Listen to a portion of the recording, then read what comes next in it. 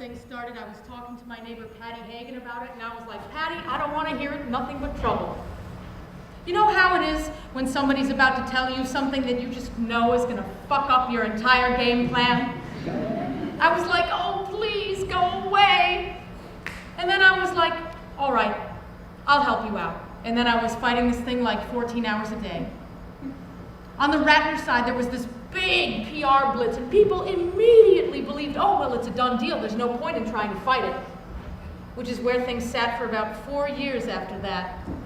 And it's just been a very, very interesting fight, you know?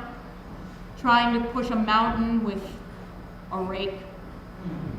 And basically our side has never won anything, and yet they haven't built anything, have they? We haven't won anything, but they haven't built anything. So, it's very interesting. And of course now our hope is that the economy will finish off what we started.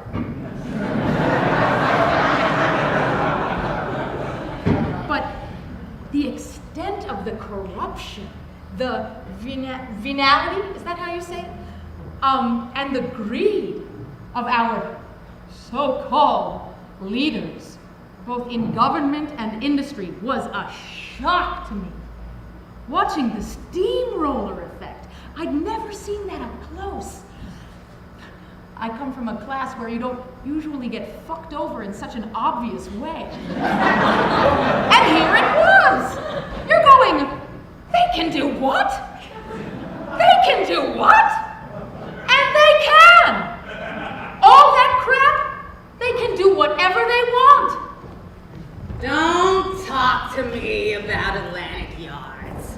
Unless you can talk about the rest of this shit going on down here. Otherwise, don't talk to me. Because there's no perspective. You can't talk about Atlantic Yards unless you can talk about the rest of downtown Brooklyn. And if you can't talk about the rest of downtown Brooklyn, then you can't talk about Atlantic Yards.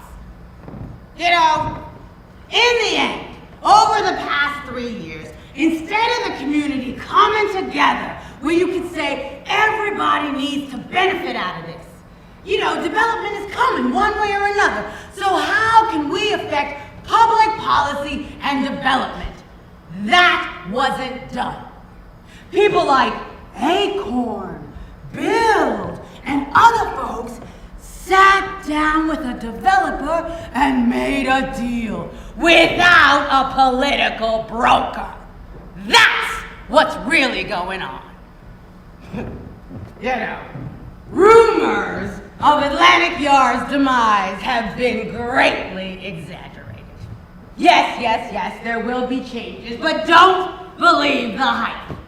This project may be delayed, it may be behind schedule, but this project is not dying. Well, this has been a saga. It really has. I mean, race, gender, class, politics, poetry, sex, drugs, rock and roll even. If somebody was to make a movie out of this, people would say no. I mean, the characters involved, the drama. This has been a dramatic Brooklyn epic.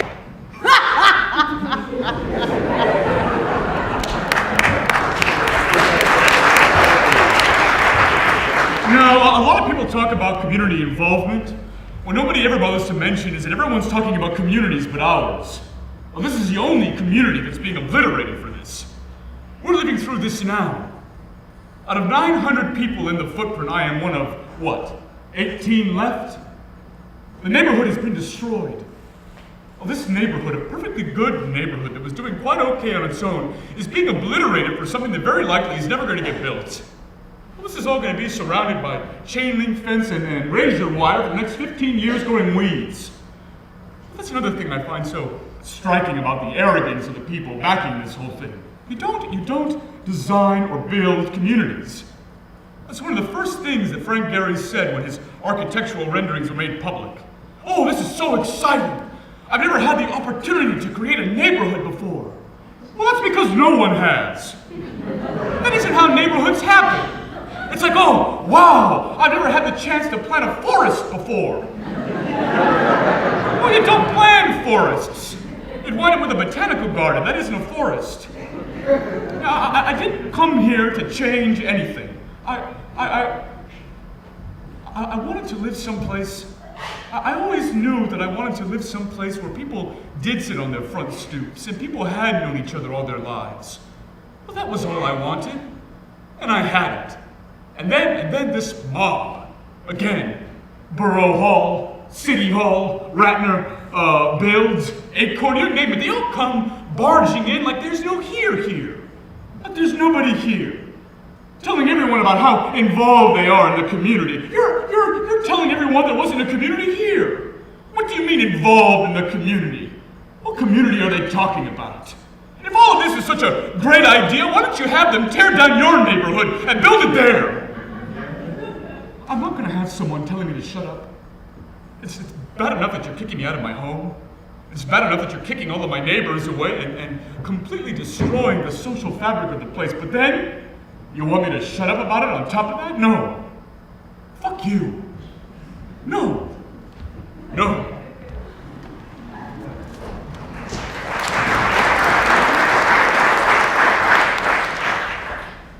Las compañías grandes son las primeras que se enteran mayormente lo que va a suceder por aquí. El pobre no lo sabe hasta 10 años después. Entonces viene la grúa, esa grande, a tumbar la cosa.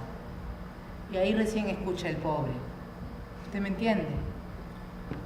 Hubo mucha guerra por ahí, mucho meeting. Vino la grúa, iban los muchachos y sacaron a todas las casas que están ahí. These are words from somebody at a barber shop on 4th Avenue. Big companies are the first ones to know primarily what is going to happen around here. Poor people don't know until 10 years later. That's when the big crane comes and takes down everything. And poor people don't know, do you understand? There were a lot of wars over there, meetings. The big crane came. The boys ran to see what was going on, and they took down all the houses that are there.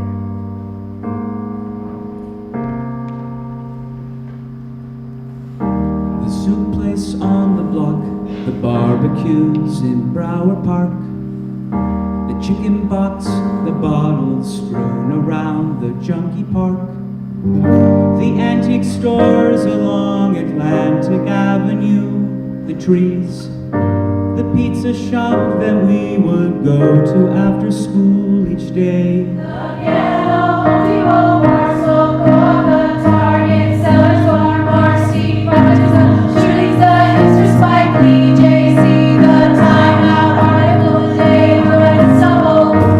Atlantic Arts Building, the garden on the parking lot, the Spalding Building, Brooklyn Tech, and the Islamic shops. These are some things that you could say about the neighborhood. These are some things that you could say about the neighborhood.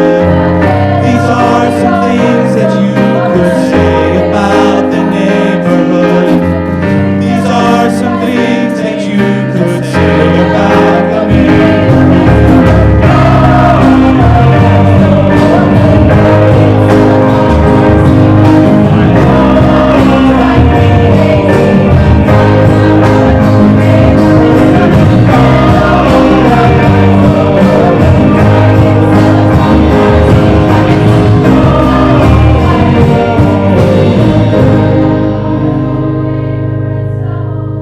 You are only entitled to the space that you have. You are not entitled to the space that's all around you.